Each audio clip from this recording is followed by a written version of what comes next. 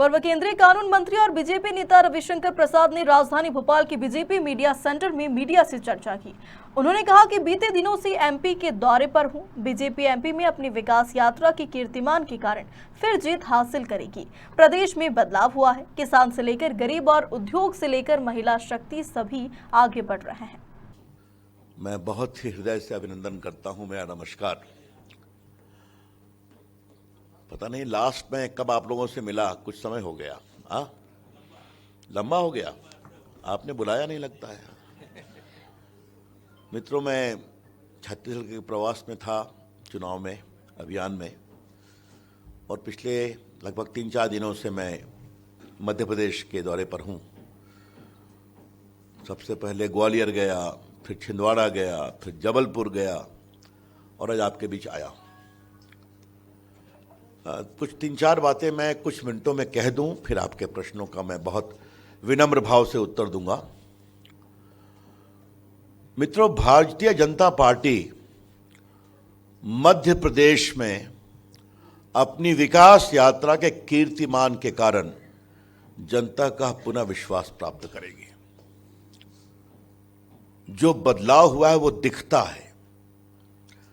मैं दौरे कर रहा हूं, जहाज से, हेलीकॉप्टर से, कार से, यहाँ की सड़कें, यहाँ के एयरपोर्ट, क्या ग्वालियर, क्या जबलपुर, क्या हाईवेज, ये सब में बदलाव दिखाई पड़ता है।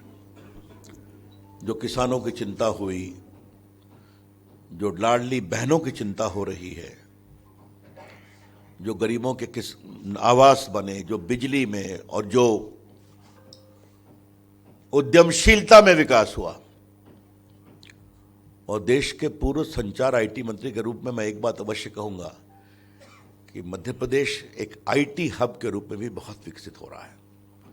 इंदौर हो, आपका भोपाल हो, बाकी स्टार्टअप मूवमेंट हो, तो जैसे कहते हैं सर्वांगीण विकास। इसीलिए गरीबी रेखा से बाहर निकले, इसीलिए बीमारू स्टेट से विकासशील प्रदेश बने।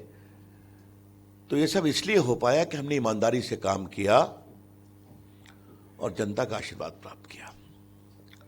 मैं छत्तीसगढ़ भी था, वहां के नतीजे आश्चर्यजनक होंगे। और मैंने बघेल साहब के बारे में कहा, जैसे अजीत जोगी थे वैसे ही भूपेश बघेल जी हैं। 2003 में वो कसकर हारे, फिर नहीं जीते। मैं वहां का प्रभारी रहा हूं।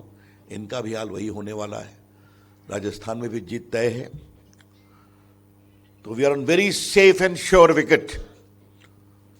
मध्य प्रदेश और बाकी चुनाव को लेकर तेलंगाना में भी हमारा प्रभावी परफॉर्मेंस आएगा। मित्रों, कांग्रेस अपने एग्जिस्टेंस की लड़ाई लड़ रही है। वो 20 साल से सत्ता के बाहर है। तो मुझे लगा कि जब कोई पार्टी एग्जिस्टेंस के लड़ती है तो कुछ तरीके से लड़ती है, मिलजुल कर लड़ती है। लेकिन यहां तो मैं नए नए शब्द सुन रहा हूं। मैं बिहार से आता हूं, तो लालू प्रसाद जी होली में कुर्ता फाड़ होली खेलते थे।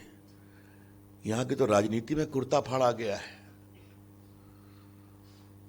और छोटे लोगों ने नहीं कहा है, बहुत बड़े लोगों ने कहा है। संभालने के लिए उनके प्रभारी ने जय वीरू की संज्ञा दे दी। ये नहीं बताया जय कौन है और वीरू कौन है। आज सुबह मुझे किसी अखबार में दिखाई पड़ा, एक्स फैक्टर पर दोनों ने कहा है अब ये जय वीरू वगैरह सब बंद होना चाहिए।